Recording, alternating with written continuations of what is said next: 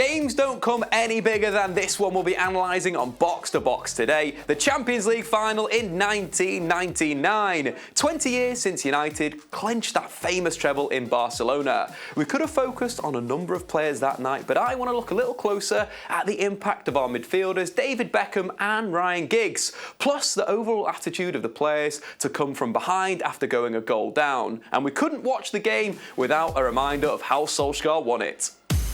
Many of United's goals throughout that European campaign came from the passing accuracy of David Beckham. With both Keane and Scholes suspended, the pressure was even greater for that form to continue into the final. Fortunately for Sir Alex and every United fan, it did, and David Beckham completed more passes that night than any other player on the pitch. Before we talk David, let's take a look at how the Reds lined up that night. Manchester United lined up in their classic 4-4-2. Bayern Munich set with 5 at the back, 4 in midfield and 1 up front, and used a sweeper in between 2 centre-backs to deal with York and Cole, who was so dangerous in that semi-final against Juventus.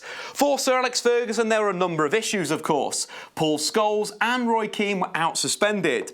What Ferguson went for was moving David Beckham inside, partnering with Nicky Butt and then putting Ryan Giggs on that right wing. Quite an interesting move by Ferguson. Instead of a traditional wide player that looked to hit the byline, Ryan Giggs made that move into the central area and caused a lot of problems for Bayern Munich's defence. Bayern Munich were very, very aggressive on David Beckham, but Beckham was involved in everything good United did in the first half, controlling the game from that defensive midfield area. What was so good about Beckham's range in this game was how he was looking for the long balls over the top. He was looking to get the ball at defensive midfield and play into the channels for one of the runners, either Ryan Giggs, Andy Cole or Dwight York. This time it was Ryan Giggs getting in behind, but some real good defending from Bayern Munich, winning the ball and putting it out for a corner for Manchester United. Now let's see him dwelling on the ball in that central area, waiting for the right moment to arise. So comfortable on the football. Some players in these situations would play the pass. Beckham, though, very, very comfortable, waiting for his teammates to make the forward runs. Again, this time, Ryan Giggs looking to get behind the defence. There he goes, spinning in behind Sami Kufor, and unfortunately, it hits him on the back, and he's called offside. But Beckham, controlling the tempo. When he needs to play quick, he plays quick. When he needs to play slow, he plays slow. Here's one of the passes of the game for me. A perfect flat pass into the feet of Ryan Giggs. Situation where you want to hit it quick. You need to drill it into the feet of Ryan Giggs, and then hopefully Giggs can play through to the centre forward. Beckham hits that quick flat pass into the feet. Lovely little touch inside. Unfortunately, the shot is just dragged wide. But again, Beckham finding that sort of pass to penetrate the Bayern Munich midfield. Beckham was crucial that night, controlling the midfield and ensuring that United finished the game, especially in that first half, on top of the possession stats. In the first half, United had 57% possession over Bayern Munich. He also completed the majority of his passes in the opponent's half, and they were forward, contributing some real key moments of the game. But, of course, made some big impact in that second half as well that we'll check out later on. Not only was Beckham playing out of his regular position that night, but Ryan Giggs did too, playing as an inverted winger. Let's take a look at some of the key moments throughout the game. First up, what you're going to get from Ryan Giggs in any position on the pitch is work rate, defensive work rate, and he did a job on that right-hand side dealing with Tanat's forward play. A cracking tackle in here. What I want to highlight in this situation now is Ryan Giggs playing in this position, a left-footed attacker playing on the right wing, something that was like predated what he was doing. You take in inverted wingers are a common trend in the game right now, but Ryan Giggs did it in the 99 final. What you'd expect from a traditional winger is to hit the byline and then it crosses into the box. What Ryan Giggs frequently did in this game was drive on the inside. It was difficult for Bayern to deal with that. Tanat didn't want to go inside, but also Sami Kufor, the centre-half, had a man to deal with, either Dwight York or Andy Cole. Bayern, as we mentioned before, man-to-man on those centre-backs. So Giggs' movement, but also his carrying on the ball on the inside, really difficult to pick up. This time drives inside and Beckham provides the overlap from central midfield and United win a corner. Really good stuff from Ryan Giggs. And now the best chance in the first 60 minutes of the game was created by Ryan Giggs. What we expect in this situation, again, on the outside. What does Ryan do? One touch inside, lovely cross into the box. Blomqvist runs his man, just shy of getting United back into the game. Ryan Giggs was absolutely fantastic against Bayern Munich, created 6 chances, more than any other player on the pitch, including the assist that we'll check out a little bit later on. Another important part of the victory that evening was Sir Alex's ability to predict the opposition's substitutions. Here's what he had to say recently in the reaction to his side going a goal down. In the 1999 final against Bayern, we did really well in terms of how Bayern operated, because they always took Ziegler and Beisler off when they were winning games. Then they would have a tighter midfield, but it allowed me to play 3 up. Let's take a look at how those changes looked on the tactics board. As we mentioned before, United started off in the 4-4-2. Teddy Sheringham, though, was brought on for Blomqvist and the shape changed. Sheringham moved into number 10, David Beckham pushed out to the right wing, Ryan Giggs back up to the left and Nicky Butt holding in midfield. For Bayern Munich, this caused a number of problems. They'd gone man for most of the game on United's 2 centre-forwards, York and Cole, and done quite well. They tracked them well into the channels, they blocked shots, as we've seen in previous clips. But throwing in this extra forward caused them a lot of problems. Bayern Munich was so geared to dealing with David Beckham that arguably they left the number 10 in that space. What was sort of good in this sort of situation, not only do you have Sheringham dropping on to get onto the ball, he was running both of the channels really well, but also becoming the centre forward. So occasionally Manchester United looked like they were playing a front 3, where Sheringham was up against the middle centre-back, Mateus and then Linker later on.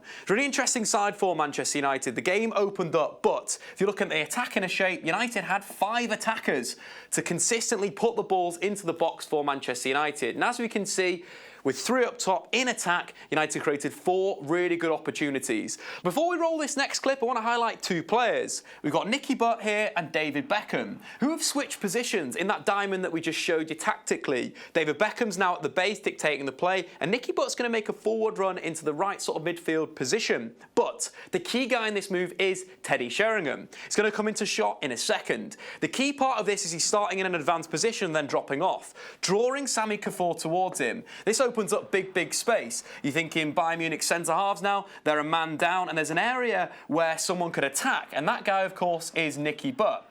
Let's roll the footage on. Again, a good ball into the feet from Teddy Sheringham, getting his head up, little play to Nicky Butt, off he goes and round the back. A really good chance opening up for Manchester United. If anyone was attacking that back stick, United will be back into the game.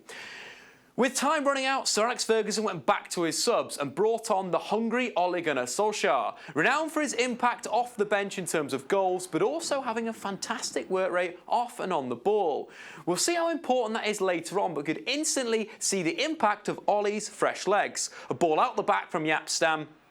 Good move again from Ole Gunnar Solskjaer in behind the defence and a good shot on goal. United starting to pick it up. The belief is building with 3 strikers on the pitch. Let's roll the play on again to see some more problems caused by the change in shape for Manchester United.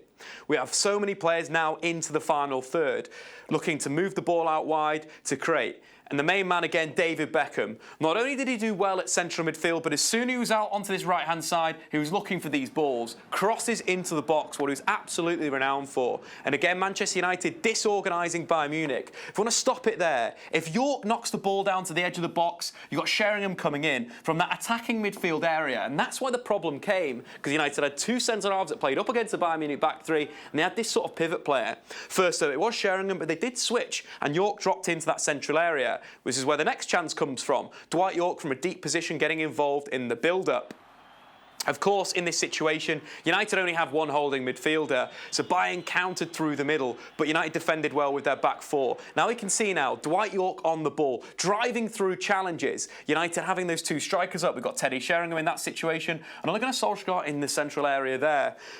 But the big part of this game, again, is pushing the forwards back, opening up the space for that attacking midfielder to get in there. Bayern Munich have really got a problem right now. Nobody is picking up Dwight York at that back stick. He's in an unknown area. And if he can simply move inside and attack that space, it's going to open up. Man United are going to have a big opportunity on goal. Again, David Beckham vital down there, creating with Gary Neville.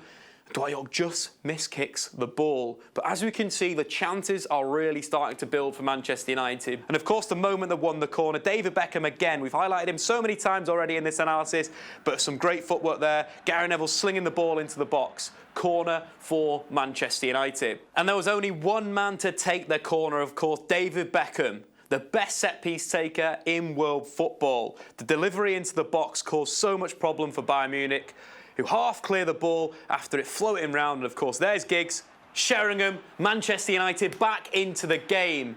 United in that corner had 7 players in the box, including Schmeichel. A big play for Ferguson, being bold, throwing his goalkeeper up, and of course, it coming up absolutely clutch. With that equalising goal, you felt the tie was only going one way, a thought also shared by Sir Alex. We got a bit of luck on the equalising goal, but from that moment on I knew we were going to win because Bayern were down on their knees by that time. The impact of scoring so late affected them really badly. Let's take a look at the build-up to the winning goal late in injury time. The ball out the back, Irwin chips the ball into the channel, and that man again, hungry Ole Gunnar Solskjaer, running the channel, a little bit of skill, wins the corner for Manchester United. And the man that strolls over to take that, of course, is David Beckham. The interesting side with this winning goal is there's similarities between that and the goal Keane scored in Turin. Both of them were David Beckham corners that were dropped right to that near post area to be attacked. Of course, the Keane one went straight in, and we all know what happened here. David Beckham to that near post, flicked on by Sheringham, and Solskjaer has won it at the back post. What a goal for Manchester United. An incredible turnaround coming from a goal down in the last few minutes of the game. Incredible scenes for Manchester United. So there you go, United with a famous European treble, thanks in part to a late winner from Ole Gunnar Solskjaer. Whatever happened to him, anyway? 20 years on and the feat has still yet to be repeated. I'll be back with more analysis of past and present in the next episode of Box to Box. Bye for now.